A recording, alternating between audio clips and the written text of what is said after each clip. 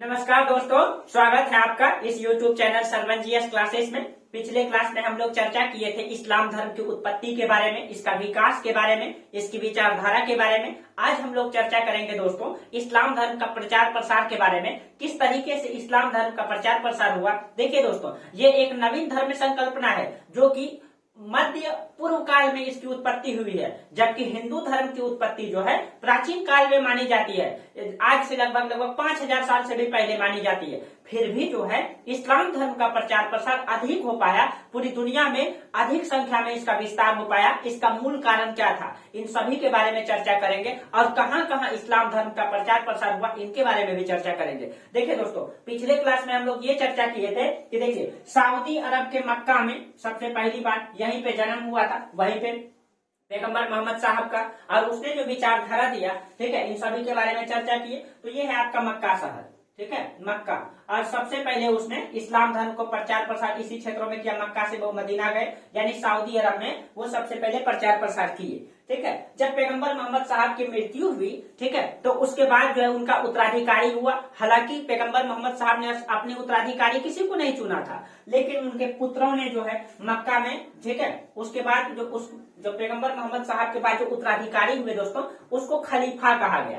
खलीफा का मतलब होता है इस्लाम धर्म का नेतृत्व करता, या पैगंबर का, ठीक है, या ईश्वर का, इस्लाम मतलब अल्लाह का, मतलब इस्लाम धर्म में अल्लाह का दूत माना जाता है, या इस्लाम धर्म का नेतृत्व करता, उसी को खलीफा कहा जाता है। जो जब पैगंबर मोहम्मद साहब की मृत्यु हुई तो उनका पुत्र सबसे पहला खलीफा हुआ उमर के बाद जो खलीफा हुआ दोस्तों उस्मान, ठीक है, उमर, उस्मान, दोस्तों सबसे पहले अबू बकर, आप लोग लिख लीजिएगा, पहले अबू बकर, मिटा ही देते हैं, पहले अबू बकर हुआ, अबू बकर के बाद जो है उमर आए, उमर के बाद जो है उस्मान आए, उस्मान के बाद अली आए, ठीक है। इस तरीके से खलीफा बनता रहा। ये खलीफा क्या होता था, इस्लाम धर्म के नेतृत्व करता या अल्लाह के दूत इनको माना जाता है, ठीक है। अब जो पैगंबर मोहम्मद साहब के बाद अबू बकर खलीफा बने, ये क्या है, ये खलीफा हुए ये सब, ठीक है, खलीफा। अब देखिएगा अब क्या संकल्पना हो जाएगी, अब जो है राजनीतिक विस्तार की संकल्पना हो जाएगी। इस समय पूरी दुनिया में कर्मकांड फैला हुआ था, तो इनका विचारधारा था कि पूरी दुनिया में एकेश्वरवाद को फैलाओ, समरूपता विचारधारा को फैलाओ। इस्लाम धर्म क्या कहता है, जो भी इसमें जुड़ेंगे वो क्या होंगे, वो सभी समान होंगे, हमारा एक ही ईश्वर है, ठीक है, और हम किसी से भेदभाव नहीं करेंगे। जबकि पूरी दुनिया में इस समय भेदभाव विचारधारा चल रहा था, सब धर्म आपस में टूटे हुए थे, ठीक है, उसमें जो है एकता नहीं था, निम्न जात उच्च जात की संकल्पना था।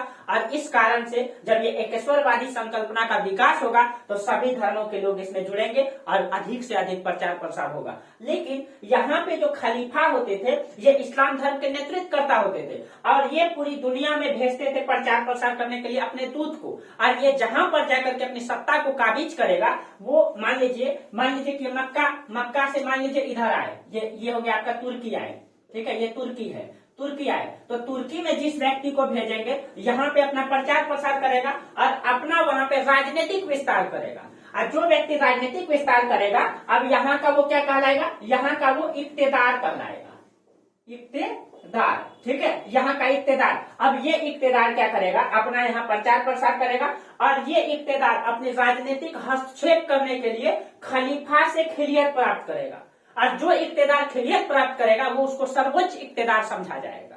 और इसी तरीके से हिंदुस्तान में भी इसका प्रचार प्रसार होगा, ठीक है, यानी कि खलीफा से ये इक्तेदार खिलियत ये प्राप्त करेगा कि आप हमको ये अनुमति दीजिए कि हम जो है यहाँ पे इस्लाम धर्म का ठीक तरीके से प्रचार प्रसार करें, अपना विस्तारित भाव से, ठीक है, अपने विचारधारा को फैलाएं।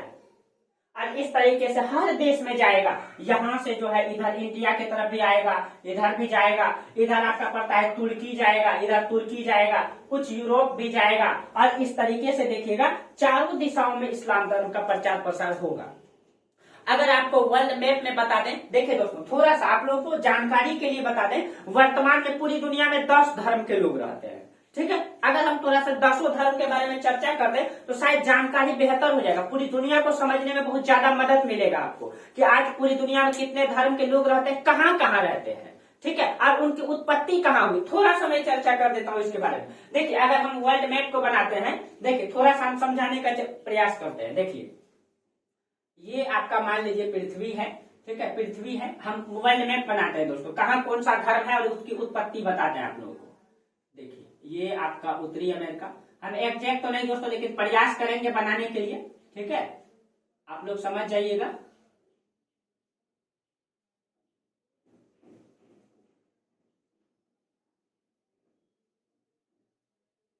ये आपका उत्तरी अमेरिका,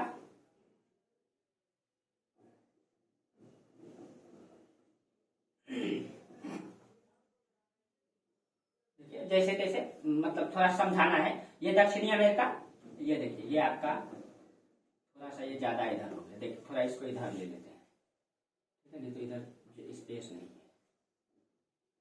ये मान लीजिए दक्षिणी अमेरिका है इधर, ठीक है, इधर थोड़ा सा बनाना ठीक रहेगा। दक्षिणी अमेरिका, ठीक है, थोड़ा ठीक से नहीं बन पा रहा है। मान लीजिए ये दक्षिणी अमेरिका है, इधर आपका अफ्रीका बना देते हैं, ठीक है, ये आपका अफ्रीका, ठीक है, ये आपका अफ्रीका है। आज ऐसा क्यों हो रहा है भाई, एक बार में मैप हमसे बन जाता है। ये अफ्रीका हो गया, ये आपका एशिया बना देते हैं इधर, ये आपका एशिया, ये आपका यूरोप, मान लीजिए हम फटाफट से खींच दे रहे हैं, ठीक है, ये यूरोप। आइए आपका ऑस्ट्रेलिया, ठीक है, ये ऑस्ट्रेलिया। अगर हम देखिए तो ये आपका, देखिए ये आपका मक्का है, यहाँ से इस्लाम धर्म का प्रचार प्रसार हुआ। देखिए आप लोग समझने का प्रयास कीजिएगा, यहाँ से हुआ तो हम सभी धर्मों को थोड़ा इंडिकेट कर देते हैं। और सब वर्तमान में 10 धर्म के लोग हैं पूरी दुनिया में, उसको समझिए। सबसे प्राचीन धर्म विश्व का सनातन धर्म माना जाता है, ठीक है, सबसे प्राचीन धर्म सनातन धर्म माना जाता है। और सनातन धर्म की उत्पत्ति इंडिया से हुई है, आप लोग लिख लीजिएगा, इसको ठीक रहेगा। और इसकी उत्पत्ति के बारे में दोस्तों ये स्पष्ट प्रमाण तो नहीं है, लेकिन वैदिक काल से इसकी उत्पत्ति मानी जाती है। अगर हम कह सकते हैं तो 2000 बीसी, ठीक है, 2000 बीसी। ऐसे वैदिक काल 1500 बीसी माना जाता है, ठीक है, जो प्रमाणित किया गया है, लेकिन 2000 बीसी हम बोल सकते हैं, लगभग आज से 4000 या 5000 साल पहले। सनातन धर्म जो दूसरा विश्व का सबसे प्राचीन धर्म है, जो यहूदी धर्म है, यहूदी धर्म, ठीक है। और यहूदी धर्म की उत्पत्ति कहाँ हुई है, तो यहूदी धर्म की उत्पत्ति आपका इजराइल के आसपास से मानी जाती है, ठीक है, इजराइल। और जो विश्व का तीसरा प्राचीन धर्म है वो आपका मतलब जैन धर्म है, जैन धर्म, जिसकी उत्पत्ति कहाँ से, तो भारत से, जिसकी उत्पत्ति भारत से, ठीक है। जो चौथा धर्म है आप लोग यहाँ पे लिख लीजिएगा, जैसे कि फर्स्ट धर्म एक बोले तो आप यहाँ 1 नंबर में लिख दीजिएगा सनातन धर्म, 2 नंबर इंडिकेट कर दीजिएगा भारत। जैन के बाद बौद्ध धर्म आया, बौद्ध धर्म। जैन धर्म की उत्पत्ति 900 बीसी माना जाता है या 600 बीसी भी माना जाता है। बौद्ध धर्म तो आप लोग जानते हैं कि 600 बीसी, ठीक है। देखिए जो 5वां विश्व का धर्म है, बौद्ध के बाद एक धर्म है कन्फ्यूशियस,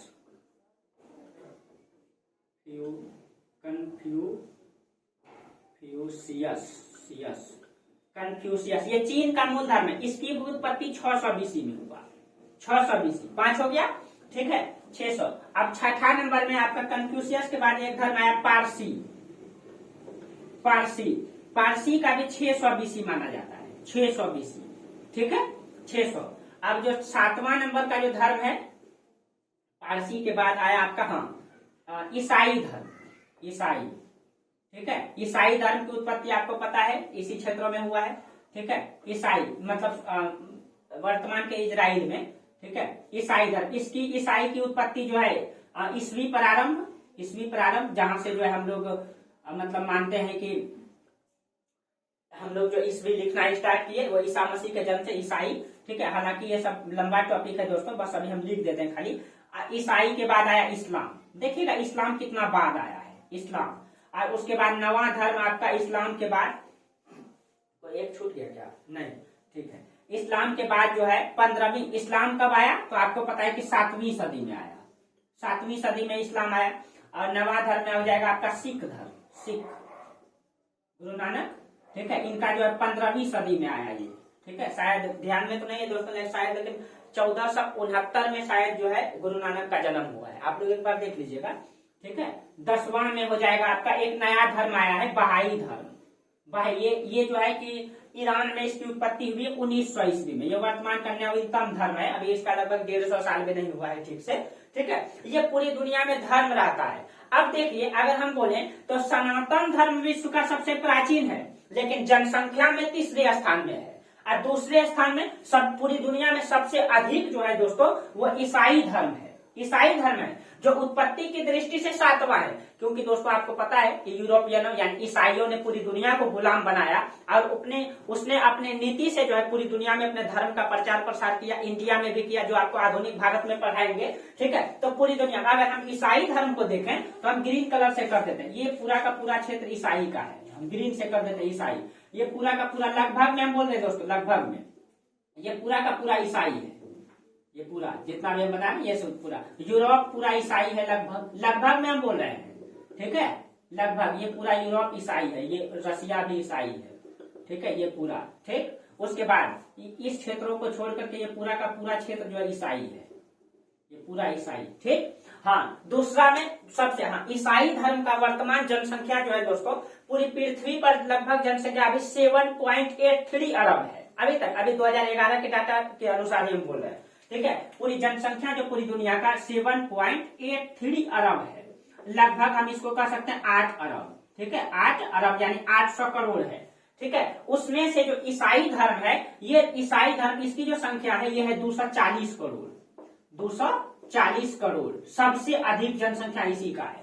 दूसरा नंबर में अगर हम बात करें तो दूसरा नंबर में सबसे अधिक जो जनसंख्या में है वो इस्लाम धर्म का है। इस्लाम धर्म ये पूरा का पूरा क्षेत्र इस्लाम है, ये पूरा का पूरा इस तरीके से ले ले, ठीक है। ये पूरा इस्लाम प्रभावित इलाका है, ये ठीक है। यानी यहां से उत्पत्ति हुआ, ये चारों दिशा में इस तरीके से ये फैला, ठीक है, इस तरीके से फैला, इधर भी है, ये पूरा का पूरा इस्लाम। और इस्लाम धर्म की वर्तमान जो जनसंख्या है इसका है लगभग 190 करोड़, 90 करोड़, ठीक है। ये दूसरा विश्व का सबसे मतलब कि अधिक जनसंख्या वाला देश है, लेकिन उत्पत्ति की दृष्टि से देखिए इस्लाम धर्म 8वें क्रम में आता है। और तीसरा नंबर में जो सबसे पहले फैला था आया था दोस्तों सनातन धर्म, इसकी जनसंख्या मात्र वर्तमान में 115 करोड़ है, क्योंकि ये विस्तारवादी संकल्पना में विश्वास नहीं रखता है, ठीक है। तो हम इसको ग्रीन रेड पेन से कर देते हैं। ये आपका इंडिया में ही लगभग फैला हुआ है, इसी क्षेत्रों में, इसके बाहर ये नहीं है, मतलब अधिक जनसंख्या में, ठीक है। यहाँ पे ये इसकी जनसंख्या कितना है, इसकी जनसंख्या ये आपका सनातन हो जाएगा, सनातन, ठीक है। और इसकी जनसंख्या 115 करोड़, ठीक है। उसके बाद अगर हम देखें दोस्तों, देखिए ये वाला इलाका, मतलब ये क्षेत्रों को, ये वाला क्षेत्र को छोड़ करके बाकी ये चीन का मूल धर्म है। और ये वाला जो क्षेत्र जो ब्लैक वाला हम किए, ठीक है, ये क्षेत्र जो है मतलब बौद्ध धर्म से प्रभावित है, अधिकतर बौद्ध है, ठीक है। ये वाला जो बाकी जो चीन वाला स्थान बचा, ये कन्फ्यूशियस यानी चीन का मूल धर्म के लोग वहां रहते हैं। अगर इस तरीके से अगर हम मैप बनाए, ठीक है, तो विश्व का अगर मतलब जो अधिक संख्या में धर्म के लोग रहते हैं, ठीक है, 240 करोड़ ईसाई है, ठीक है, 190 करोड़ इस्लाम और 115 करोड़ आपका सनातन धर्म के लोग हैं। बाकी की संख्या बहुत कम है, ठीक है, कोई 0.2% है, ठीक है, कोई 2% है, ठीक है, इस तरीके से है, ठीक है। यानी मूल रूप से इनकी संख्या देखिए 240 और 190 और 115 लगभग में 7 अरब में इनकी जनसंख्या आधा से अधिक हो जाती है। बाकी अन्य धर्म के लोग इस तरीके से फैले हुए हैं। आप लोगों को ये डाटा समझ में आया होगा। अब देखिए, अब आप लोगों को समझ में आया होगा कि इस्लाम धर्म की प्रचार प्रसार देखिए कहाँ कहाँ हुआ। तो अगर हम कहें तो पूरे के पूरे अफ्रीका का जो सहारा मरुस्थल का पूरा इलाका हो जाएगा अफ्रीका, उत्तरी अफ्रीका, ठीक है। उत्तरी अफ्रीका में या नाइजीरिया, मोरक्को, जितना सूडान, मतलब ये सारा का सारा क्षेत्र, इधर आपका इधर सऊदी अरब, तुर्की, Iran, Iraq, Pakistan, Afghanistan, Kazakhstan, Turkmenistan, इन सारे के सारे क्षेत्रों में जो है इस्लाम धर्म की प्रचार प्रसार हुआ, ठीक है, प्रचार प्रसार हुआ। तो इस्लाम धर्म का प्रचार प्रसार वर्तमान में इसी क्षेत्रों में पड़ता है। ये इधर इंडिया के बाद, इंडिया से पश्चिम चल जाइए Pakistan, Afghanistan, Iran, Iraq, Jordan, Syria, ठीक है। उसके बाद दक्षिण में चल जाइए सऊदी अरब, उसके बाद यमन, ओमान, आप लोग एटलस में देखिएगा, ओमान, कतर, बहरीन और यूएई, इन सभी कंट्री में इस्लाम धर्म के लोग रहते हैं, जिनका प्रचार प्रसार हुआ, क्योंकि इसकी उत्पत्ति यहीं से हुई, इसीलिए ये लोग अपना प्रभाव बना पाए। इंडिया में भी है दोस्तों, ऐसा नहीं, हम आप लोगों को एक मतलब खाका खींच दिए, ठीक है, इस तरीके से आप लोगों को पूरी दुनिया की जानकारी हो जाए। चलिए, तो इस तरीके से इस्लाम धर्म का प्रचार प्रसार हुआ। अब देखिए, अब हम आपको क्या बोले, मान लीजिए इंडिया में इस्लाम धर्म मतलब कि इंडिया में जब आया, तो मान लीजिए इंडिया में किसी व्यक्ति को भेजा, मान लीजिए इंडिया एक व्यक्ति आया और इंडिया पे आने यहाँ पे मान लीजिए नाम का व्यक्ति आया, तो ये नाम का व्यक्ति इंडिया में इस्लाम धर्म का प्रचार प्रसार करेगा, ठीक है, प्रचार प्रसार करेगा, इसको इक्तेदार कहा जाएगा यहाँ का, या सूबेदार या इक्तेदार कहा जाएगा, ठीक है। ये इक्तेदार यहाँ पे अच्छी तरीके से इस्लाम धर्म का प्रचार प्रसार करेंगे, और जब अच्छे से कर लेंगे तो यहाँ पे उनका खलीफा बैठेगा, कहाँ पे, तो या तो तुर्की में या सऊदी अरब में, अलग अलग समय पे बदलेगा, ठीक है। तो इनसे ये खिलियत प्राप्त करेंगे, और जो इक्तेदार अच्छी तरीके से प्रचार प्रसार करेंगे उनको खिलियत प्राप्त होगा, उनकी वर्चस्वता अधिक मानी जाती है, ठीक है। तो इस तरीके से इनका प्रचार प्रसार होता है। अभी इनको हम मैप में समझेंगे, ठीक है, भारत में इसका आगमन कब हुआ, किस तरीके से हुआ, ठीक है। आप लोगों को ये मैप जरूर समझ में आया होगा, इसको आप लोग लिख लीजिएगा दोस्तों, डाटा बहुत परेशानी से मिलता है, बहुत अध्ययन करके, ठीक है। तो आप लोग इनको ठीक तरीके से लिख लीजिएगा, और आप लोगों को हम इसमें से जो 10 धर्म में आप लोगों को बौद्ध धर्म पढ़ा चुके हैं, जैन धर्म पढ़ा चुके हैं, और अच्छी तरीके से पढ़ाए हैं, ठीक है। जैन पढ़ा चुके हैं, आपको इस्लाम पढ़ा रहे हैं, समय मिलेगा तो आपको ईसाई भी पढ़ाएंगे, सिख तो पढ़ाएंगे ही दोस्तों मॉडर्न हिस्ट्री में, ठीक है। तो धीरे धीरे हम सब चर्चा कर देंगे, ठीक है, मेरा यूट्यूब चैनल में सब है, ईसाई और बौद्ध और जैन को अच्छे से पढ़ाया, आप लोग उसको देख लीजिएगा जरूर, और बेहतरीन पढ़ाए किस तरीके से हुआ। अब देखिए, कुछ लोगों का कहना है कि इस्लाम धर्म जो है प्रचार प्रसार करने के लिए जिहाद का नारा देते। देखिए दोस्तों, कोई भी धर्म का मूल उद्देश्य अगर आप पढ़िएगा तो उसका मूल उद्देश्य मानव समाज की सेवा से है, लेकिन लोगों ने इसको अलग अलग समय पे गलत तरीके से उनको जो है कि ट्रांसलेट करते गया, और इसके कारण से सभी धर्मों में बुराइयां फैलती गई। देखिए दोस्तों, बौद्ध धर्म, गौतम बुद्ध, हर समय गौतम बुद्ध ने जो है कि मूर्ति पूजा का विरोध करता रहा, लेकिन उनकी मृत्यु के बाद ही उनके लोगों ने उनका मूर्ति बना के पूजा करने लगा। कुछ लोगों का यह मानना था कि गौतम बुद्ध स्वयं ईश्वर थे, और हम ईश्वर की पूजा करेंगे तो हम गौतम बुद्ध की पूजा करेंगे तो गौतम बुद्ध हमको स्वर्ग में लेके जाएंगे। जबकि कुछ लोगों का यह मानना था, नहीं, गौतम बुद्ध ये नहीं बोले थे, गौतम बुद्ध ये बोले थे कि भाई जो भी व्यक्ति इस संसार को समझ लेगा कि संसार में सर्वत्र दुख ही दुख है, दुख का कारण है, दुख का विरोध किया जा सकता है, दुख विरोध के मार्ग है, और इसको खत्म करने के लिए अष्टांगिक मार्ग को अपनाना है, सम्यक दृष्टि, सम्यक संकल्प, सम्यक वचन, सम्यक आजीविका, सम्यक कर्म, सम्यक व्यायाम, सम्यक समाधि, सम्यक कर्म, सम्यक आजीविका, अष्टांगिक मार्ग को जो अपनाएंगे, और 10 शील को, सत्य, अहिंसा, अस्त्य, अपरिग्रह, असामयिक भोजन का त्याग, कामनी कंचन का त्याग, ठीक है, नृत्य गान का त्याग, कोमल शया का त्याग, इस तरीके से 10 शील को अपनाएंगे, यानी जो इनको अपना लेंगे, ठीक है, और उस पे जो है कि पूरी रास्ता ताम्र मतलब उन पे जो है लगे हुए रहेंगे, वो खुद और खुद इस ज्ञान को समझ जाएंगे, संसार को समझ जाएंगे, और वो खुद स्वर्ग में चल जाएंगे, यानी जो भी उनकी संकल्पना है। लेकिन बाद में उनकी मृत्यु के बाद लोगों ने गौतम बुद्ध को ही भगवान बना करके मूर्ति पूजा करने लगा, और इसके कारण से बौद्ध धर्म में क्या हो गया, विवाद किया। इस तरीके से कोई भी धर्म का उद्देश्य दोस्तों गलत नहीं है, गलत नहीं है, बस समय समय पर लोगों ने उसको गलत तरीके से ट्रांसलेट कर दिया। जिहाद का मतलब होता है दोस्तों, जिहाद का मतलब होता है कोई भी ऐसा कार्य जो अल्लाह की सेवा के लिए हो, यानी मानव समाज की सेवा से जुड़ा हुआ हो, ठीक है, इसके प्रति मानव को आकर्षित करना, यानी कि मानव को अल्लाह के प्रति आकर्षित करना, अच्छे कार्यों के प्रति आकर्षित करना ही जिहाद था। लेकिन बाद में कई सारे लोगों ने इसको युद्ध से जोड़ दिया। युद्ध से ये कि जो भी इस्लाम धर्म के लोग हैं, ठीक है, वो दूसरे धर्म को जो है कि मतलब दोस्तों जिम्मी गाजी और एक वर्ड आता है काफिर समझते हैं, ठीक है, वर्ड नहीं आ रहा था, मतलब कि बाद में क्या हो जाएगा, इसी में जब ये लोग धर्म की प्रचार करने के लिए जाएंगे तो ये लोग जो है युद्ध से उनको जोड़ देंगे और बोलेंगे जो इस्लाम धर्म है, ठीक है, जो अन्य लोग अन्य धर्म के लोग वो काफिर हैं, ठीक है, युद्ध में इसका प्रचार करेंगे और बोलेंगे काफिरों की हत्या होनी चाहिए, और जो भी धर्म के खिलाफ जाएगा वो इस्लाम धर्म के खिलाफ जाएगा, और इस तरीके से गलत प्रचार करने लगा दोस्तों, जिसके कारण से बाद में इसको युद्ध से जोड़ा जाने लगा, और अलग अलग समय पर कोई इसको आतंकवाद से जोड़ दिया, ठीक है, और उनको जो है कि गलत फहमी में ला करके जिहाद को जो है दोस्तों गलत तरीके से इस्तेमाल किया जाने लगा। जबकि जिहाद का मतलब ऐसा नहीं था। जिहाद का मतलब था मानव समाज की सेवा से था। कोई भी ऐसा कर्म जो अल्लाह की सेवा के लिए हो, मानव समाज की सेवा से जुड़ा हो, ठीक है, इसके प्रति मानव को आकर्षित करना, अच्छे कार्य के प्रति मानव को आकर्षित करना ही जिहाद था। लेकिन बाद में समय पर लोगों ने इसको गलत तरीके से इस्तेमाल किया। ठीक है, अभी हम प्रचार प्रसार बता रहे हैं दोस्तों, ठीक है, कैसे कैसे हुआ। ठीक है, अगर अभी बता रहे हैं, पहले कुछ वर्ड को हम बताते थे, आप लोग जिहाद समझ गए। एक होता है, एक शब्द होता है गाजी। देखिए कुछ शब्द आता है, आप लोग लिख लीजिएगा इसको। जैसे एक हो गया आपका जिहाद, जिहाद आप लोग लिख लीजिएगा। एक होता है गाजी। देखिए गाजी का मतलब होता है जो गैर मुस्लिम की कत्ल करने वाला को गाजी कहा जाता है। गैर मुस्लिम का मतलब जो भी इस्लाम धर्म को नहीं मानता है, ठीक है, उसका कत्ल करने वाला को गाजी कहा जाता है। आप लोग लिख लीजिएगा। एक वर्ड आता है जिम्मी, एक वर्ड आता है जिम्मी। ठीक है, इसको बेहतरीन तरीके से समझिएगा दोस्तों। जिम्मी वो होता है जब कोई व्यक्ति इस्लामिक राज्य में रह करके जजिया कर देता है। देखिए उस व्यक्ति को जिम्मी कहा जाता है। मान लीजिए कि ये जो राज्य है इसमें सिर्फ और सिर्फ इस्लाम धर्म के लोग रहते हैं। ठीक है, इसमें सिर्फ और सिर्फ इस्लाम धर्म के लोग रहते हैं, मान लीजिए इस राज्य में। लेकिन कुछ लोग ऐसे हैं जो इस्लाम धर्म को नहीं स्वीकार किए हैं, तो वो लोग अगर इसमें रहेंगे तो उनको एक प्रकार का टैक्स देना होता है, उसको कहते हैं जजिया। ठीक है, जजिया। मान लीजिए यहाँ ए नाम का व्यक्ति रहते हैं और जजिया टैक्स देके रहते हैं, कि ए नाम का व्यक्ति को ही जिम्मी कहा जाएगा।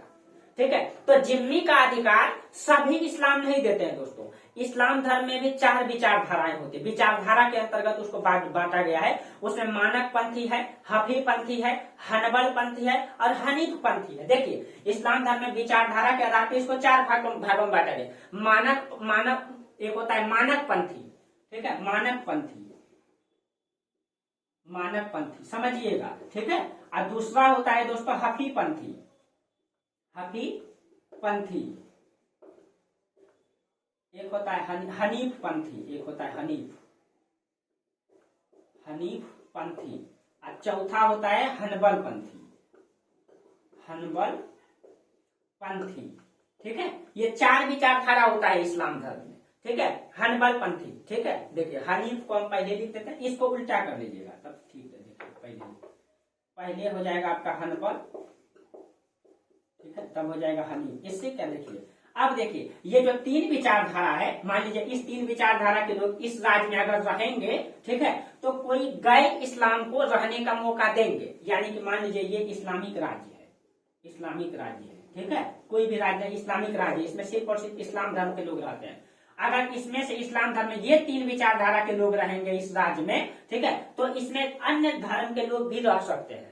जैसे कोई सनातन है, ईसाई है, पारसी है, तो अन्य धर्म के लोग रह सकते हैं। लेकिन हनीफ पंथी अगर यहाँ रहेगा तो ये किसी भी धर्म को एक सेकंड दोस्तों, हम उल्टा तो नहीं बोल दिए, सॉरी उल्टा बोल दिए दोस्तों। ठीक है, देखिए हम उल्टा देखिए सही कर देते हैं। देखिए अगर ये तीनों विचारधारा के लोग इस राज्य में अगर रहेंगे तो इस राज्य में कोई भी इस्लाम धर्म के अलावा दूसरे धर्म के लोगों को रहने का कोई अधिकार वो नहीं देते हैं। अगर ये तीनों मानक पंथी, हफी पंथी, हनबल पंथी मान लीजिए किसी भी देश में रहते हैं, मान लीजिए ये ए नाम का देश है, इसमें इस्लाम धर्म के लोग इस तीनों विचारधारा के रहते हैं, तो वहां दूसरे धर्म को रहने का कोई अधिकार नहीं है, वहां अधिकार ही नहीं दिया जाता। लेकिन अगर किसी देश में हनीफ पंथी विचारधारा के इस्लाम धर्म के लोग रहेंगे तो वहां पे अगर कोई व्यक्ति रहेगा, ठीक है, तो उसको रहने का तो अधिकार देंगे, लेकिन उसको एक प्रकार का टैक्स देना पड़ेगा जिसको कहा जाता है जजिया टैक्स, जजिया टैक्स। यहाँ जो भी व्यक्ति, मान लीजिए ए नाम का व्यक्ति जजिया टैक्स देकर के इस राज्य में रहेंगे तो उसी व्यक्ति को जिम्मी कहा जाता है। ठीक है, क्या कहा जाता है? जिम्मी कहा जाता है। ठीक है, तो आप लोगों को समझ में आया होगा।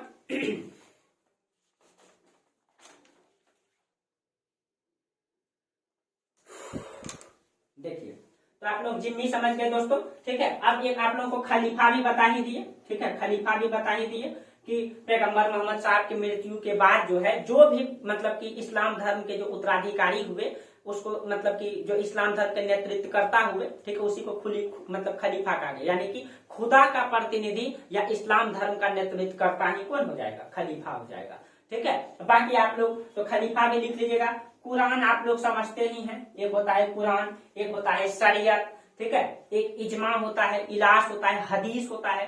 ठीक है, ये सब वर्ड को आप लोग ध्यान दें। जैसे कुरान क्या है? अल्लाह के जो शब्द है वही कुरान है। यानी कुरान जो है पैगंबर मोहम्मद साहब को किसने दिया था? जिब्राइल ने दिया था। और जिब्राइल को किसने भेजा था? अल्लाह ने, ईश्वर ने भेजा था। ठीक है, उसने उस पुस्तक को दे करके भेजा था अपने शब्दों को लिख करके। तो कुरान क्या है? अल्लाह के जो शब्द उसमें लिखे गए वही कुरान है। यानी उनके बारे में कोई नहीं जानता कि उस कुरान को किसने लिखा। वो माना जाता है ईश्वर का उसमें बात लिखा गया, ईश्वर ने खुद भेजा, यानी अल्लाह ने भेजा इस्लाम धर्म के अनुसार। ठीक है, अब एक होता है इजमा। ठीक है, इजमा। देखिए दोस्तों, मेरा कहीं विचार ये नहीं है कि मैं किसी भी धर्म को प्रभावित करूं। ठीक है, मेरा कोई इससे उद्देश्य नहीं है। मेरा उद्देश्य है पढ़ाना। मैं पढ़ाता हूँ, ठीक है, और मैं पढ़ता भी हूँ, अध्ययन भी करता हूँ। मैं अध्ययन करके मुझे जो भी प्राप्त होता है मैं आप लोगों के सामने प्रस्तुत करने का प्रयास करता हूँ। अगर इसमें आप लोगों को कोई बुरा लगे या हमसे कोई गलती हो जाए, ठीक है दोस्तों, तो आप लोग कमेंट करके बताइएगा। ठीक है, मेरे लिए इसमें गलत वर्ड का इस्तेमाल नहीं कीजिएगा, क्योंकि मेरा विचारधारा कतई नहीं है कि हम आपको मतलब आपके धर्म को प्रभावित करें। ऐसा नहीं है दोस्तों, मेरा काम है इतिहास पढ़ाना, आपको वास्तविकता से जोड़ना। और जो मुझे इतिहास से प्राप्त होती है पुस्तक पढ़ के, अध्ययन करके, मैं आप लोगों को बताता हूँ।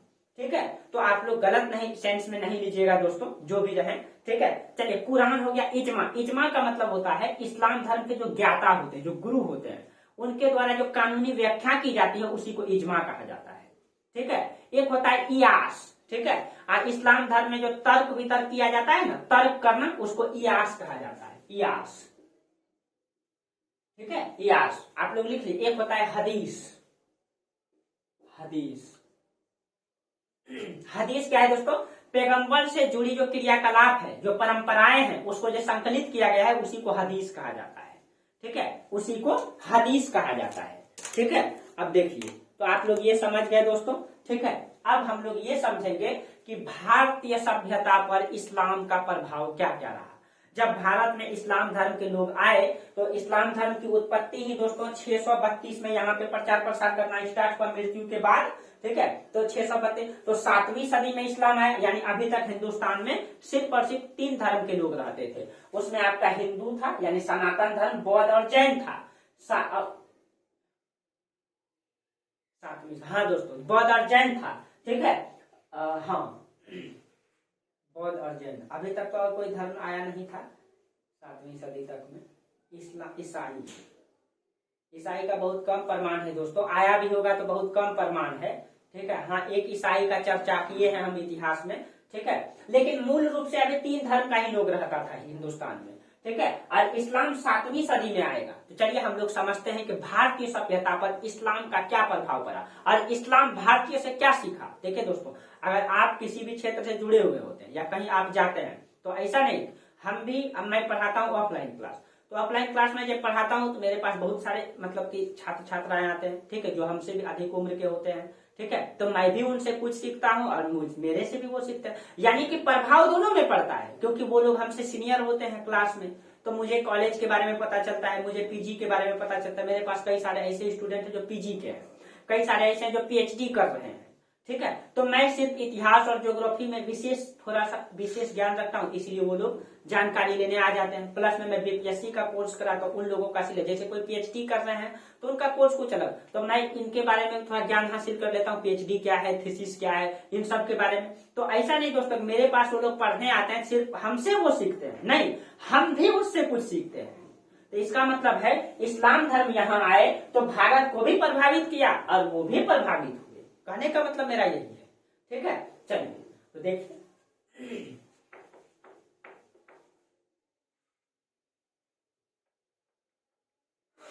भारतीय सभ्यता पर इस्लाम धर्म का प्रभाव हम लोगों का ये टॉपिक है। ठीक है, तो पहले जो है हम लोग ये जानेंगे इस्लाम धर्म भारत में आया कब। ठीक है, चलिए एक बार देख लेते हो दोस्तों, क्योंकि कैमरा संचालक कोई है नहीं, मुझे ही देखना पड़ता है। ठीक है, चलिए,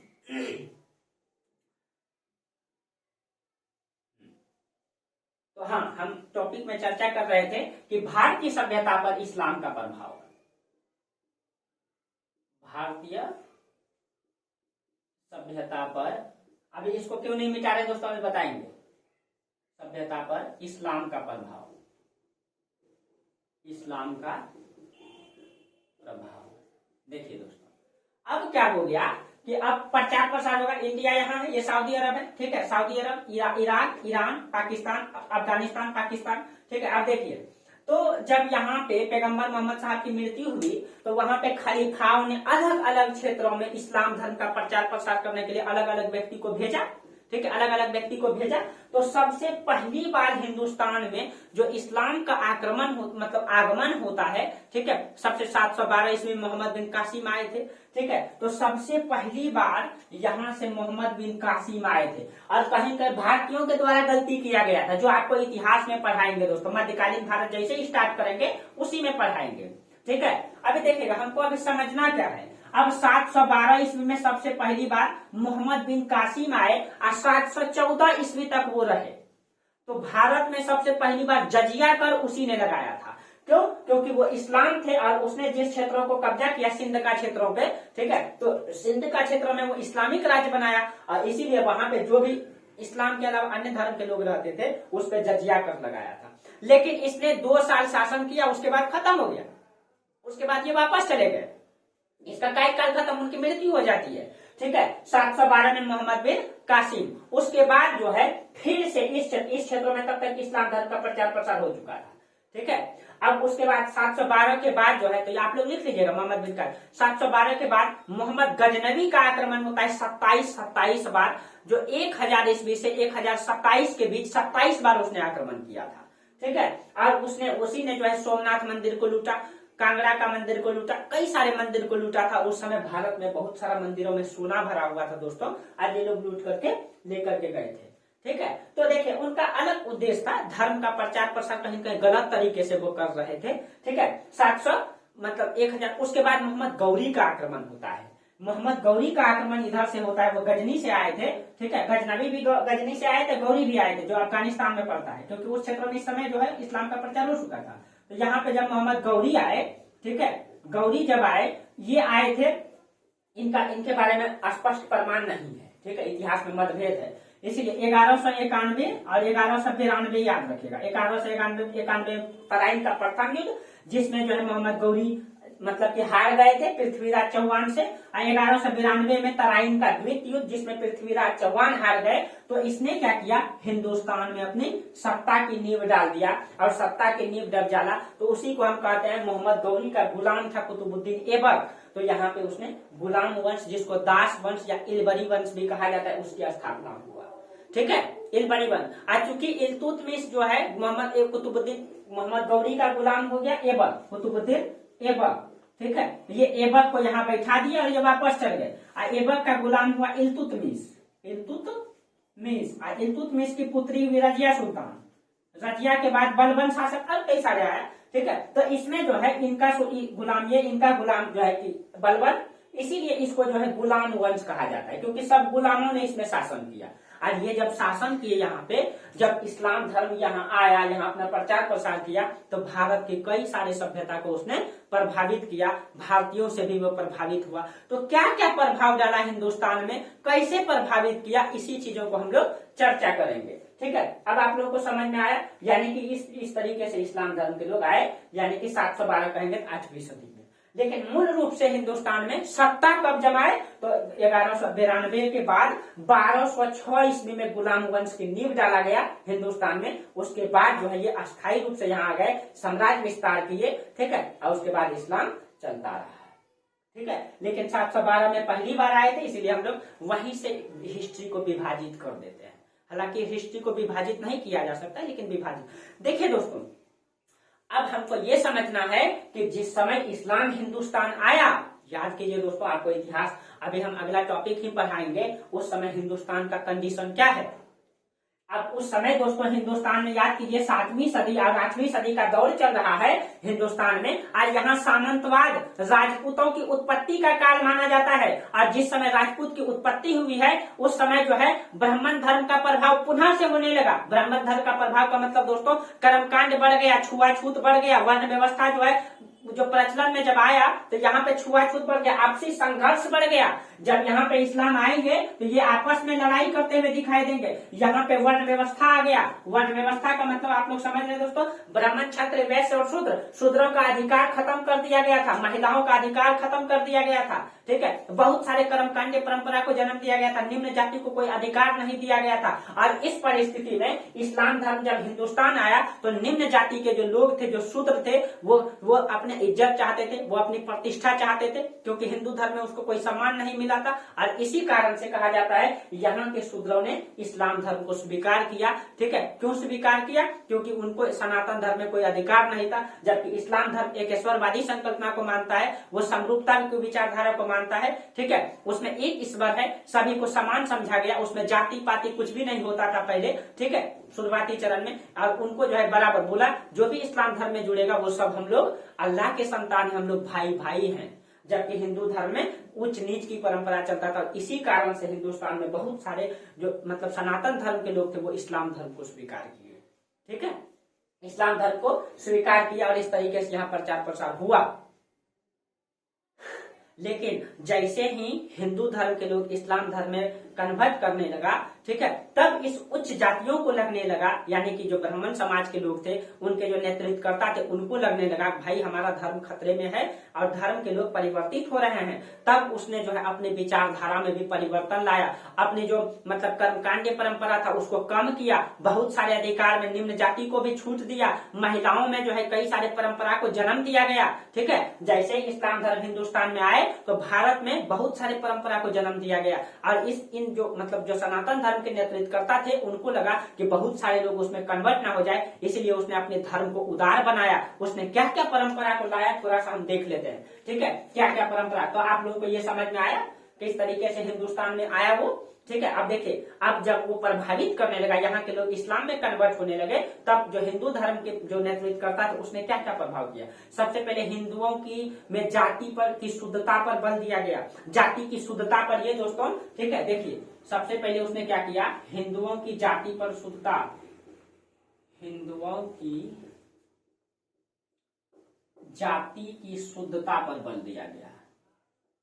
यहाँ इसका मतलब क्या है दोस्तों, शुद्धता पर बल दिया गया,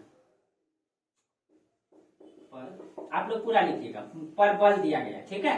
इसका मतलब ये हो गया, अब ये लोग बोले कि जो लोग जो हिंदू थे पहले और वो इस्लाम में कन्वर्ट हो गए हैं, उसको पवित्र करके हिंदू धर्म में लाया जा सकता है, उसके लिए ये प्रावधान है, उसको बहुत सारा छूट दिया जाएगा, उसको अधिकार दिया जाएगा। इस तरीके से उसने जाति की शुद्धता पर बल दिया गया।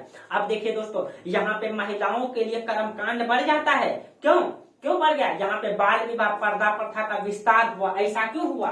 दूसरा अगर कहा जाए, अभी देखें दोस्तों, बाल विवाह पर्दा प्रथा तो प्रमाण पहले ही से मिलता है, छांदोग्य उपनिषद में ही मिलता है, ठीक है। यहाँ बाल विवाह, ठीक है, बाल विवाह और पर्दा प्रथा का मतलब विस्तार हुआ। ये क्यों हुआ?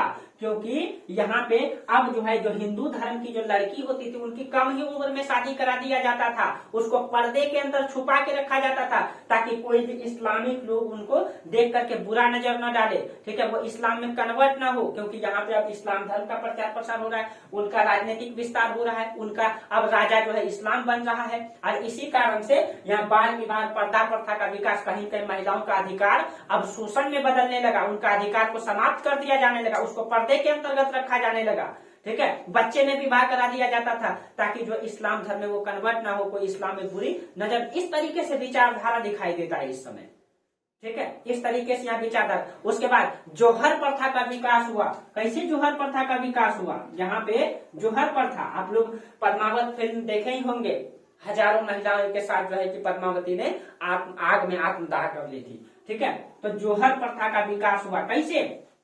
क्योंकि जब कोई भी इस्लामिक राज्य हिंदू राज्यों पर आक्रमण करता था तो बहुत सारे सैनिक ऐसे होते थे जो महिलाओं की आबरू लूट लिया करता था। तो महिला अपने आत्मसम्मान को बचाए रखने के लिए, ताकि इस्लाम लोग उसको टच न कर दे, इस कारण से हजारों महिला एक साथ आग में आत्मदाह कर लेती थी, यानी कि जलते हुए आग में जिंदा कूद जाती थी। इसी को जोहर कहा जाता है। तो इसका विकास हुआ। उसके बाद जात नियम कठोर बनाए गए, पवित्रता पर बल दिया गया, यानी कि जाति का जो नियम था उसको कठोर बनाया गया। कोई भी धर्म में परिवर्तित करने के लिए नियम को कठोर बनाया गया, पवित्रता पर बल दिया गया। तो आप लोग लिख लीजिएगा इस तरीके से, जातीय नियम कठोर बनाए गए, ठीक है, बनाए गए। ठीक है, पवित्रता पर बल दिया गया, आप लोग लिख लीजिएगा इस तरीके से। ठीक है, 5वां में अंतरजात विवाह को रोकने का प्रयास, अंतरजात मतलब अब हिंदू धर्म के लोग इस्लाम धर्म में विवाह नहीं करेंगे, अंतरजात विवाह को रोकने का प्रयास किया गया, आप लोग लिख लीजिए, अंतरजातीय विवाह को रोकने का प्रयास किया गया। ठीक है, अब देखिएगा इस तरीके से कई सारे परंपराओं को जन्म दिया गया। ठीक है, इस समय जो उच्च वर्ग के लोगों द्वारा निम्न वर्ग पर उदारता का व्यवहार दिखाई देता है, यानी जो उच्च वर्ग थे समाज में उसने निम्न वर्गों को कई सारा अधिकार दिए, उदारता दिखा रहे थे इस समय। ठीक है, उदारता दिखा रहे थे क्योंकि जो निम्न वर्ग के लोग हैं इस्लाम धर्म की ओर आकर्षित न हो जाए, इसीलिए उदारता दिखाई देता है, तो उदारता दिखाते हैं उसके प्रति। ठीक है, तो यहाँ पे इस तरीके से विवाह मतलब की परंपराएं दिखाई देती है। ठीक है, इस तरीके से परंपराएं दिखाई देती है यहाँ पे। ठीक है, तो कहीं न कहीं प्रभावित हुआ दोस्तों। ठीक है, और कहा जाता है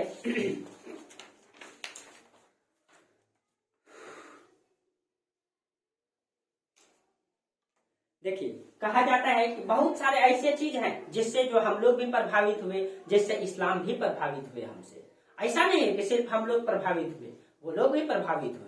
ठीक है, पंडित नेहरू ने तो इतना भी कहा है, इसने पंडित नेहरू कहा, इसने कहा है कि इस्लाम ने न केवल भारतीय आत्मा को बल्कि उसके मस्तिष्क को भी प्रभावित किया है, और इस्लाम आए भले बाहर से हैं लेकिन ये अपना होकर रह गया। ठीक है, और ये अपने को स्वदेशी बना लेता है और अपने विदेशीपन को परित्याग कर देता है। ठीक है, यानी कि ये आया भले विदेशी है लेकिन ये यहाँ आया और अपनापन का विस्तार किया, और ये ठीक है अपने आप को जो है विदेशीपन मतलब कि परित्याग करके अपने आप को भारतीय समझा। ठीक है, ये पंडित नेहरू का कहना है। ठीक है, अब देखिए कुछ इतिहासकारों ने ये भी आरोप लगाए हैं, ठीक है, कि जो शंकराचार्य का जो एकेश्वरवाद है वो इस्लाम धर्म से प्रभावित है। ठीक है, सॉरी अद्वैतवाद दोस्तों, शंकराचार्य का जो अद्वैतवाद है वो एकेश्वरवाद से प्रभावित, क्योंकि आपको पता है कि इस्लाम धर्म एकेश्वरवादी संकल्पना है, एक ही ईश्वर है, इसमें मूर्ति पूजा नहीं होता है। ठीक है, लेकिन दोस्तों अब इसमें बहुत सारे कर्मकांडी को जन्म दिया गया है, इसमें एकेश्वरवाद है, इसमें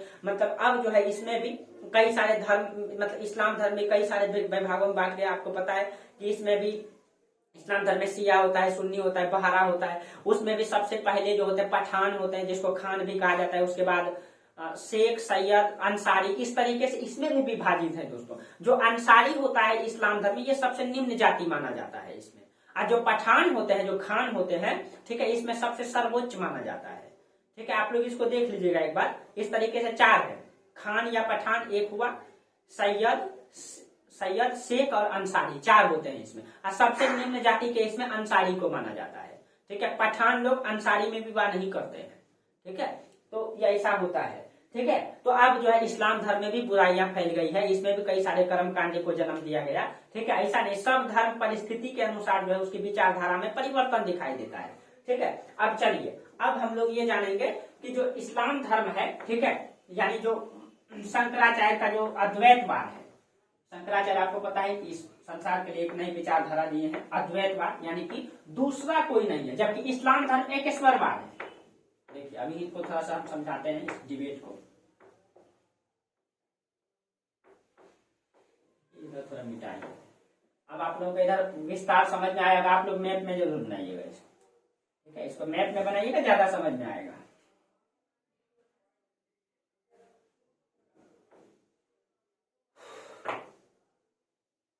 देखिए, तो शंकराचार्य का जो मतलब कि कुछ इतिहासकार ने ये आरोप लगाए हैं, जो शंकराचार्य का अद्वैतवाद है वो इस्लाम के एकेश्वरवाद से प्रभावित है। ठीक है, कुछ इतिहासकारों का ये मानना है। तो शंकराचार्य ने कौन सा सिद्धांत दिए हैं? शंकराचार्य इसने अद्वैतवाद दिए है, अद्वैतवाद। ठीक है, जबकि इस्लाम में क्या है? इस्लाम जो है वो एकेश्वरवाद है, एकेश्वरवाद। ठीक है, अब देखिए एकेश्वरवाद का मतलब एक ही ईश्वर है। ठीक है, दूसरा कोई नहीं है, एक ही ईश्वर है, अल्लाह है, उसके अलावा कोई नहीं है, उसका फिगर नहीं बनेगा। ठीक है, इस तरीके से संकल्पना है। और जबकि शंकराचार्य का अद्वैतवाद है, अद्वैतवाद का मतलब होता है दोस्तों, इसने कहा है कि ब्रह्म सत्यम जगत मिथ्या ब्रह्मो जीवो निपर, यानी कि ब्रह्म ही सत्य है, बाकी सब मिथ्या है। मिथ्या का मतलब यहाँ झूठ नहीं है, मिथ्या का मतलब है कि ब्रह्म के अलावा संसार में कुछ भी नहीं है। मिथ्या का मतलब ना तो शुद्ध सच ना ही झूठ, दोनों का जो बीच का पॉइंट है वो मिथ्या है, जिसके बारे में हम नहीं जानते हैं, हम नहीं जानते हैं। ठीक है, तो इसने अब इसके बारे में इसका खंडन करते हुए इसने कहा, क्या कहा है, यानी कि संसार में सब चीजें ब्रह्म है, उसके अलावा कुछ भी नहीं है। जो हम बोर्ड देखते हैं, ये जो कैमरा लगा हुआ है, ये जो पेन है, ये सब कुछ भी नहीं है। जो हमको दिखाई भी देता है ये कुछ भी नहीं है, ये सब के सब ब्रह्म है, ये भ्रम है। अब इसका उदाहरण, यानी कि कैसे ये कह सकते हैं कि हम भ्रम है। जैसे किसी भी चीज को दोस्तों हम रास्ते में जब चलते हैं रात में, तो अगर एक रस्सी हमको भेट जाता है, उदाहरण देते हुए रस्सी अगर एक भेट जाता है, ठीक है, तो सबसे पहले हमको यह भ्रम होता है वो सांप है। लेकिन कुछ देर के बाद हम जब वो मतलब कुछ उसमें नहीं होता है, न हिलता डुलता है, तब हमको लगता है नहीं, तब मेरा भ्रम टूटता है और हम तब जानते हैं नहीं ये रस्सी है। यानी सबसे पहले हमारे दिमाग में क्या आता है, सबसे पहले हमारे दिमाग में ये आता है कि वो भ्रम कब टूटता है, जब सच हम जानते हैं। इसका मतलब ये सच नहीं है, ये सब भ्रम है। सारे संसार का सब चीजें ब्रह्म है, बाकी कुछ भी नहीं, बाकी सब मिथ्या है। जैसे मान लीजिए दोस्तों, जब एक बच्चा, एक छोटा सा बालक होता है, एक छोटा सा बालक होता है, तो वो बालक को उसकी माँ का गोद ही सबसे प्यारा होता है, या उनका कोई खिलौना जिससे लेकर के वो दिन दिन भर खेलता रहता है। अगर उस बालक को मजाक करके दूसरे बार उस बालक की माँ की गोद में किसी दूसरे बालक को रख दीजिए, तो उनको संसार का इतना गुस्सा आएगा कि सब, क्योंकि उनको लगता है मेरा माँ को वो छीन रहा है, उसको तो लगेगा वो नोच देगा, लोट पोट करने लगेगा, क्योंकि उनको अभी वही ज्ञान है कि मेरी माँ का गोद ही मेरे लिए सर्वोच्च है, मेरा खिलौना ही सर्वोच्च है। वो खिलौना अगर कोई ले लिया कोई दूसरा बच्चा, तो लोट पोट के धरती ऐसा आसमान एक कर देगा।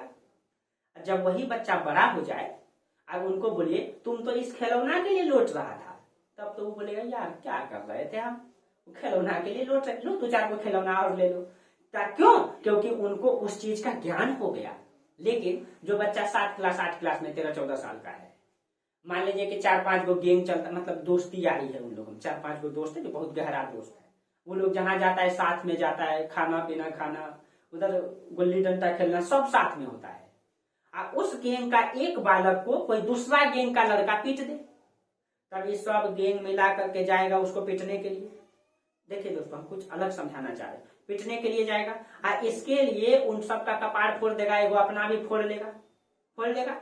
जब वही बच्चा बड़ा होगा तो कपार फूटा हुआ देखेगा, कैसे फूटा था रे, बोलेगा ये लोग झगड़ा उगड़ा कर लिया था, फूट गया था। अब फूट गया, अब उसको जब वो बच्चा जब बड़ा हो जाएगा, बुद्धि हो जाएगा, 20-25 साल 20 साल का हो जाएगा, अब दाग देखेगा किसके लिए झगड़ा किया, अरे यही लफंगा लुच्चा दोस्त के लिए झगड़ा कर लिए थे, किसके लिए यार मर गए थे, हम झगड़ा करने गए थे। क्यों दोस्तों? क्योंकि उस समय इसको इस चीज का ज्ञान नहीं था, उस समय इस चीज का ज्ञान नहीं था कि हम क्यों झगड़ा कर रहे हैं। ज्ञान तो तब हुआ जब उनको समझदारी आया उम्र के अनुसार से। उसी तरीके से दोस्तों, मनुष्य का जीवन 4 फेज को जब पार कर जाता है, चारों फेज के बाद उनको यह एहसास होता है कि हम ब्रह्मास्मि, यानी हम ही ब्रह्म है, यानी हम ब्रह्म है तो सब चीजें ब्रह्म है, ये भी ब्रह्म है, ये भी ब्रह्म है, ये भी संसार का सब चीजें ब्रह्म है। तो शंकराचार्य का अद्वैतवाद यही कहता है कि ब्रह्म सत्यम जगत मिथ्या ब्रह्मो जीवो नापर, यानी ब्रह्म ही सत्य है, बाकी सब मिथ्या है, जो भी दिखता है वो सब मिथ्या है। जब हमको इस चीज का एहसास हो जाता है कि हम ही ब्रह्म है, यानी ब्रह्म जो है, जो ब्रह्म है वो हमारे अंदर ही छुपा हुआ है, बस उसको जगाने की जरूरत है, उसको समझने की जरूरत है। ये समय के अनुसार होता है, जब मनुष्य 4 अवस्थाओं को 4 फेज को पार कर जाता है, तब ये समझ में आता है कि हम ब्रह्मास्मि, हम ही ब्रह्म है। जिस तरीके से उस बालक को धीरे धीरे ज्ञान होता है, उस तरीके मनुष्य को भी, मनुष्य का विकास, मानसिक विकास धीरे धीरे होता है। जब मनुष्य 4 फेज को पार कर जाता है, तब उनको अंदाजा होता है कि हम ब्रह्मास्मि, हम ही ब्रह्म है। ठीक है, तो इसने दोस्तों अद्वैतवाद दिया है, जबकि इस्लाम धर्म में एक ईश्वरवाद है, एक ही ईश्वर है। इसने कहा है कि अद्वैत यानी ब्रह्म सत्य, इसने कहा है एक ईश्वर। तो ये कुछ इतिहासकार कहते हैं कि नहीं, शंकराचार्य ने इसी चीज को चुरा के इसमें लिखा, जबकि ऐसा नहीं है दोस्तों, इन दोनों का विचारधारा बिल्कुल अलग दिखाई दे रहा है। ठीक है, इसीलिए इनसे ये प्रभाव, क्योंकि इस्लाम धर्म के आसपास ही शंकराचार्य का दर्शन आया, इसीलिए लोगों ने कहा कि इसी से चुरा करके इसने अपना दर्शन दिया, जबकि ऐसा नहीं है दोस्तों। ठीक है, ऐसा नहीं है, अद्वैतवाद अलग है, ठीक है, और एकेश्वरवाद अलग है। ठीक है, चलिए उसके बाद देखिए, इस्लाम धर्म के आगमन से जो है, ठीक है, भारत में क्या क्या विकास हुआ, किस किस के इस्लाम धर्म जब आए दोस्तों, कुछ अच्छाइयों को भी लेकर के आया, ऐसा नहीं है। उसने जो है समरूपता की विचारधारा को लाया, ठीक है, उसने समरूपता की विचारधारा को लाया, एकेश्वरवाद को लाया, उसने कई सारे अच्छाइयों को भी लाया और कई सारे बुराइयों को भी। हर धर्म में ये होता है व्यक्ति दोस्तों, कहा जाता है कोई भी इंसान अच्छा नहीं होता है, या कोई भी इंसान डायरेक्ट बुरा नहीं होता है, कोई भी इंसान अच्छा और बुरा दोनों होता है, उसके अंतर्गत अच्छाई का भी गुण होता है, कुछ बुराई का भी गुण होता है, ठीक है। तो उसी तरीके से हर धर्म में जो है, जब इस्लाम धर्म भारत में आया तो भारत में जो है वास्तुकला क्या प्रभावित हुआ, चित्रकला प्रभावित हुआ, नाट्य कला प्रभावित हुआ, हर चीज, पहनावा ओढ़ावा प्रभावित हुआ, भाषा प्रभावित हुआ, लिखने की शैली प्रभावित हुआ, ठीक है, हर चीजों को वो प्रभावित किया। जैसे कला में, पहले इस कला में जो है वो जो प्रभावित किया, ठीक है, जैसे वास्तुकला में आ गया इंडो इस्लामिक कला, इंडो इस्लामिक कला, इंडो इस्लामिक का मतलब हो गया दोस्तों,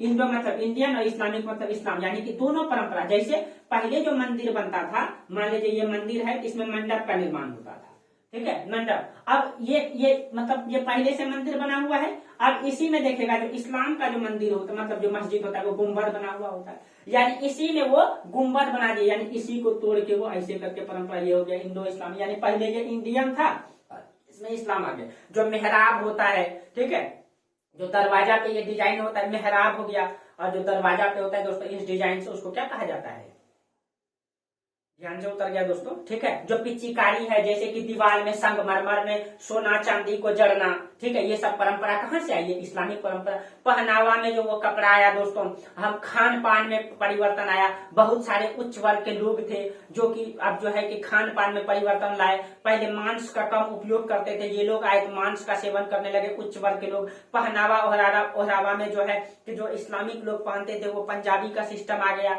ठीक है, मतलब वो मतलब जो राजा महाराजा पहनते थे दोस्तों, ठीक है, उसका नाम आप देखिए क्या कहा जाता है, आप लोग समझ पा रहे होंगे, ठीक है। मैं देखा भी हूँ, दिल्ली गया तो मुगल बादशाह सबका जो वो सब रखा हुआ है, आज भी है, ठीक है, उसको घंगरी टाइप का नहीं होता है जो राजा महाराजा पहनता था, उसमें डिजाइनिंग किया हुआ, तो वो कहीं का इस्लामिक राजा लाए थे और हिंदू राजा भी पहने उसको। शराब पीना, ठीक है, शराब वही लोग वहां से लाए, और आज भी हम लोग प्रभावित हैं, जैसे कि हम लोग अभी बिरयानी हो गया, ये सब कहाँ से आया, प्लस में ये जाम पीना, प्लस में ये सब जो खान पान में परिवर्तन आया दोस्तों, ये सब चीजें प्रभावित हुआ, ठीक है। लिखने की शैली में फारसी उर्दू लिखा जाने लगा, ठीक है, कहीं कहीं जो है कि संगीत में भी चेंजिंग आया, ठीक है, उन लोगों ने, वो लोग संगीत का बहुत शौकीन हुआ करता था, ठीक है, तो यहाँ भी उसका संगीत में भी, यहाँ के भी संगीत भी प्रभावित हुए, साहित्य भी प्रभावित हुए। तो इस्लाम के आगमन से कई सारा चीजें मतलब की प्रभावित हुआ, और हमसे भी इस्लाम में कई सारे चीजों को उसने भी अपनाया, ठीक है, उसने भी अपनाया। ऐसा नहीं कि हम लोगों ने सिर्फ अपनाया, उसने भी कई सारे परंपरा को अपनाया। जब बहुत दिन तक वो रहे तो हमारे साथ रह करके वो भी होली दिवाली खेलते थे, हम भी खेलते थे, ठीक है, वो ईद मनाते थे तो हम लोग भी मनाते थे, ठीक है, वो लोग भी राखी बांधते थे तो हम लोग भी कुछ उनका त्योहार मनाते थे, और एकता था दोस्तों, अच्छा एकता बन चुका था। वो लोग अपने आप को भारतीय समझने लगे थे, लेकिन जब अंग्रेज भारत में आएंगे तो वो नीति लागू करेंगे, फूट डालो और राज करो, और वही नीति में आपस में वही से संघर्ष दिखाई देगा दोस्तों। तब हम लोग आपस में लड़ने लगेंगे कि हमारी संस्कृति अलग है, उनकी संस्कृति अलग है, और अंग्रेजों ने इस विचारधारा को अंग्रेजों ने लाया, और आज तक हमारा मस्तिष्क में यही बैठा हुआ है।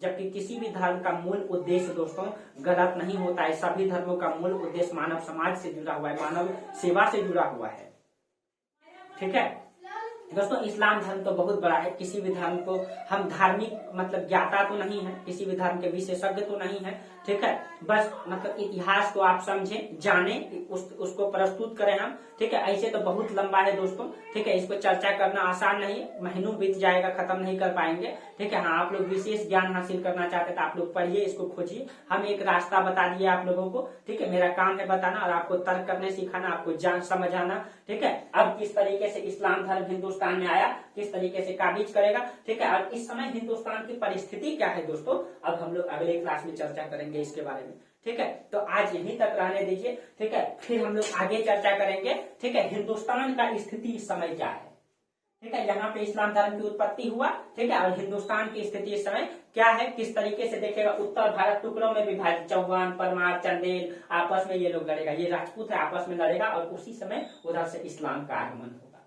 और ये आपस में लड़ेगा और उसी से इसी का फायदा इस्लाम उठाएगा। और वो हिंदुस्तान में अपना सत्ता जमाएगा। तो इस तरीके से दिखाई देता है। ठीक है, तो चलिए आज हम लोगों की क्लास यहीं तक रहने दीजिए। ठीक है, फिर हम लोग आगे चर्चा करेंगे। हाँ, आप लोगों को अगर देखिए दोस्तों, मेरा कभी कतई उद्देश्य नहीं है कि किसी भी धर्म को प्रभावित करना। ठीक है, मैं बार बार बोल रहा हूँ इस बात को। ठीक है, बस मैं सही चीजें प्रस्तुत करना चाहता हूँ आप लोगों के सामने। ठीक है, हाँ कहीं हमसे गलती हो गई हो तो आप लोग क्षमा जरूर कर दीजिएगा। ठीक है, क्योंकि मैं बताने का प्रयास किया हूँ इसको।